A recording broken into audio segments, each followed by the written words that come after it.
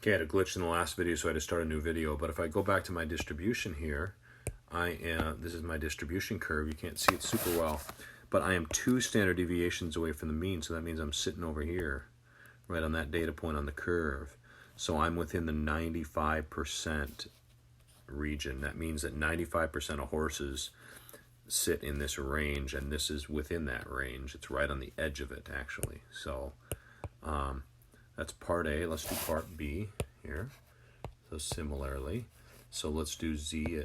This is a really easy one because that'd be 336 is the data point minus the mean, which is 336 over 3, which is 0 over 3, which is 0. So I'm sitting right here at the peak of the curve. So this is the actual median or mean or mode. Remember, median, mean, and mode are the same in a normal distribution in this model, okay? And then part C is Z at 333. That's 333 minus 336 over 3, which is negative 3 over 3, which is negative 1. Yes, you can get a negative, and that means that I am sitting right here on the distribution at that data point. So I'm within at the edge of the 68% region, where 68% of horses sit in that category. Okay, so that's how we calculate z-scores using the formula. Okay, one thing that makes z-scores really useful is that we can actually calculate, using a z-score, we can calculate someone's quote-unquote percentile. Okay, the n% of the items in distribution are less than a particular data, and we say that the data item is in the nth percentile of the distribution. So this is super useful on things like the ACT or the SAT, okay?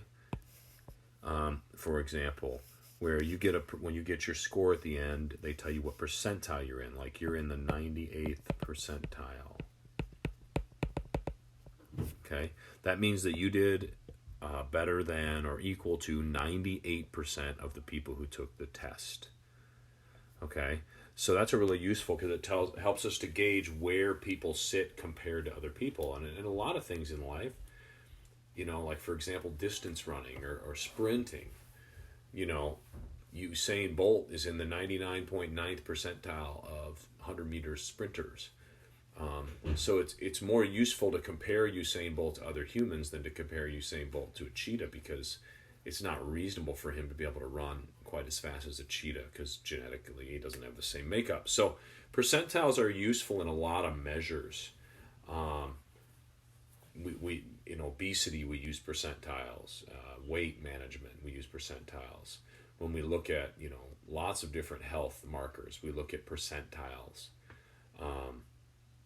When we have little kids and they're looking at their height and their weight, we have percentiles, like they're in the 95th percentile for height at age 5. That means they're probably going to be a tall kid. Not necessarily though.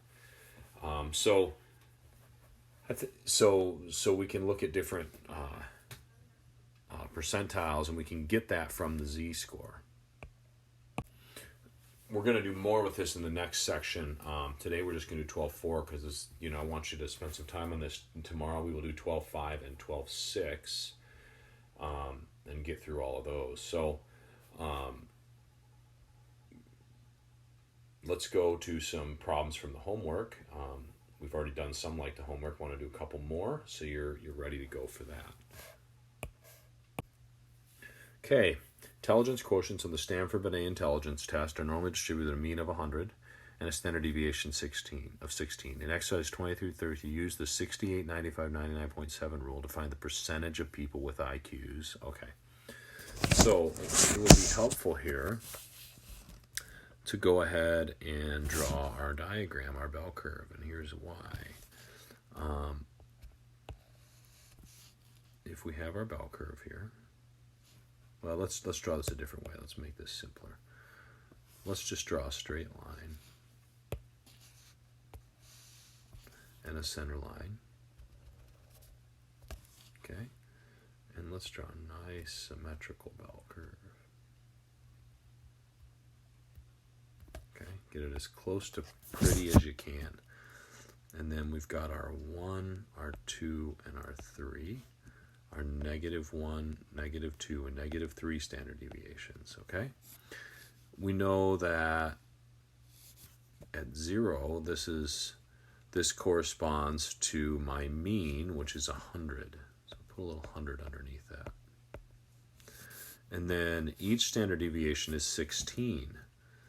So 1 standard deviation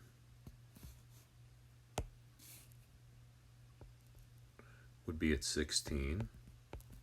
2 standard deviations would be at 32. And 3 standard deviations would be at 48 if I just keep adding 16, right? And then, sorry, we should be, that's the distance. Sorry, I should have done that. I did that wrong. That's correct, but should put in different numbers here. So trying to make room here. It's kind of tight. 0, 1, 2, 3 standard deviations. So this one corresponds to 100. Then 16 is the standard deviation. So if I went over to the right 1 standard deviation, I went over 16. So this should now correspond to 116. This one should correspond to 132. And that one should correspond to 148. And then I go 1 standard deviation to the left. I'm going to take away 16 from 100. So this one would correspond to 84. Let me do this. Let me get this right. So this is -1 standard deviations. So that corresponds to 84. This is -2 standard deviations. Take away 16 from 84. And we're at 68. And then this is -3 standard deviations, and that would be 52. Okay, now if I do my distributions here, so that first range, let me get this right. I'm taking some time to draw this. Okay, that first range is my 68% range. Okay, and then I go out another layer.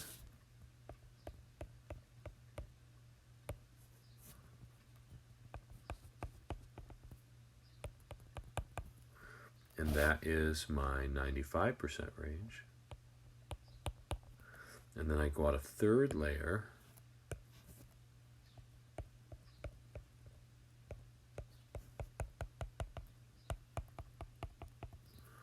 And that's my 99.7% range, okay? So that now I've got my picture drawn and I've correlated it to the 68, 95, 99.7 rule. And now I can start answering these questions. Let's look at 24. So between 84 and 116, let's kind of get a handle on that. 84 is, of course, here, and 116. Well, that looks like it's 68%, right? It's going right between the two reds. Okay, so that'll be 68%. So 24 is 68%. All right, let's do 26. Between 84 and 100. Well, 84 and 100 just goes from here to there. Here's 84 and 100. Well, isn't that just half of the 68 right there? So half of 68 would be 34. Okay, 28. Above 132. So that's from here over. Right? Well, if you imagine from there over and from there over, right? Those are equal, those two arrows I just drew. And in between, this region right here is 95, right? It's the 95 right there. So basically there's 5% left for these two. So if I cut 5 in half, I get 2.5%. Let's get rid of all those lines I just did. So that'd be 2.5%. All right, and 30. Below 84, okay, so that's this part right here. 84 is right there. I'm going to go completely below that. Well, again, if I look at these two wings, we could call them, or ends, those are equal. Each of these is equal. And I know that this middle part right here is 68, right? From there to there, because it's between the reds. So what's left for the two wings is 32%. So this is going to be, let's get rid of those. It'd be 32% divided by 2. Because I take 100 minus 68%. Because you know the 100% is the total, obviously, for all people. So I take 100 minus, whoops. I would take that 100 total minus 68%, and then I'll divide that by 2 because I got two halves and I'm only taking the 1 half up here. So that would be 32 divided by 2, which is 16%. And then 32 is below 52. Okay, that's from here over. And again, from there over are equal. And this part in between is 99.7. So what's left for these two is 0.3. But I'm going to cut it in half because I'm only taking this 1 half.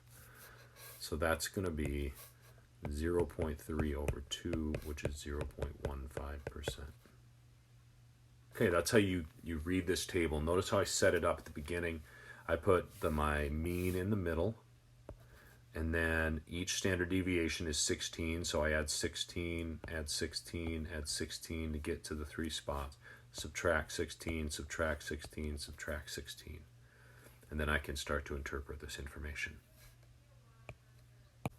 Okay, let's do another z-score calculation. A set of data items is normally distributed with a mean of 60 and a standard deviation of 8. In exercise 33-48, convert each data item to a z-score. Okay, so let's just do 34. So z at 76 would be 76 minus the mean, which is 60 over 8. Okay, so that's 16 over 8, which is 2. That's it. This is really simple. Let's do 44. Z at 44, the z-score for 44 is 44 minus 60 over 8, which is negative 16 over 8, which is negative 2. Yes, we can get a negative z-score again on the bell curve or the normal distribution. -1, -2 is right there for my z-score. That's 0, 1, and 2. So I'd be right here on the bell curve where I'm putting my dot there. Okay, that's it. That's all there is to this section. I think you can handle it.